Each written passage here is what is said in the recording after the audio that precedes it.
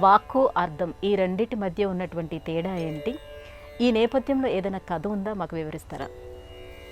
వజ్రాదపి కఠోరాణి మృదూని కుసుమాదపి. లోకోత్తరములైన విషయాలు చెప్పేటటువంటి సమయంలో మాట ఒక్కొక్కసారి కఠోరంగా ఉండవచ్చు, కానీ నీతి అర్థవంతంగా ఉంటుంది. మనస్సు ప్రధానం, మాట అప్రధానం అనుకొనకూడదు. ఒక్కొక్కసారి మాట కటువుగా ఉండవచ్చు. నిండు మనంబు నవ్య నవనీత సమానము పలుకు దారుణ ఖండల శస్త్రతుల్యము అంటూ మనుచరిత్రలో అలసాని పెద్దన్న గారు ఇలా కూడా వర్ణిస్తారు. మాట అలా తేనెలో ముంచినంత మృదువుగా ఉంటుంది, కానీ మనస్సు మట్టుకు కొందరికి వజ్ర సమానంగా కఠోరంగా ఉండవచ్చు. అలా ఉండకూడదు. మాట స్వభావం మృదుమధురంగా ఉండాలి. లోకానికి మేలు కలిగించే విధంగా మనం మాట్లాడాలి, కానీ అలా కాకుండా లోకాన్ని హింసించే విధంగా, ఎదుటివారి మనస్సు గాయపరిచే విధంగా మనం ప్రవర్తించకూడదు, మనం మాట్లాడకూడదు.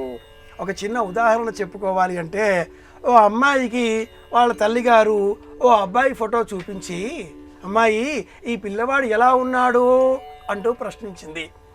జ్ఞానం బాగా పెరిగిన ఆ అమ్మాయి ఫోటో చూసి అందిస్తూ, చాలా బాగున్నాడమ్మా, కాకపోతే చీకటిలో రాత్రి వేళ బయట తిరగవద్దు అని చెప్పు, లేదా నల్ల వస్త్రాలు ధరించవద్దని చెప్పు అంటూ సమాధానం ఇచ్చింది. అంటే ఆ పిల్లవాడు నలుపు వర్ణంలో ఉన్నాడేమా అనే అర్థం వచ్చేటట్టుగా చమత్కారంగా ఎదుటివారి మనస్సు నొప్పించకుండా మాట్లాడడంలో ఉండే అంతరార్థం ఇది.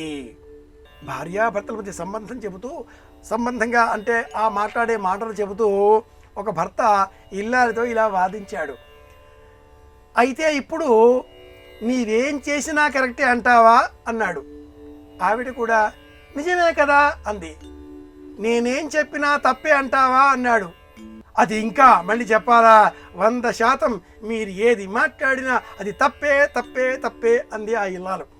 దాంతో ఆ భర్త తన భార్యను చూసి, ఇప్పుడు చెబుతున్నాను వినో, నువ్వు ఏం చెప్పినా కరెక్టే చెప్తావు, నువ్వు ఏం చేసినా కరెక్టే చెప్తావు, ఇప్పుడు చెప్పు నా మాట తప్ప అని అడిగాడు. ఇప్పుడు ఆ ఇల్లాలు మీరు చెప్పిన మాట తప్పండి అని అనలేదుగా.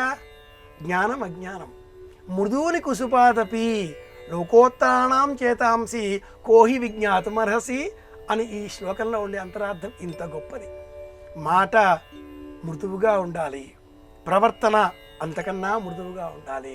నవనీతంగా ప్రవర్తన మార్చుకుంటే ఆ నవనీత చోరుడు కృష్ణ పరమాత్ముడు తప్పక మనలను అనుగ్రహిస్తాడు. ఇది అంతరార్థం.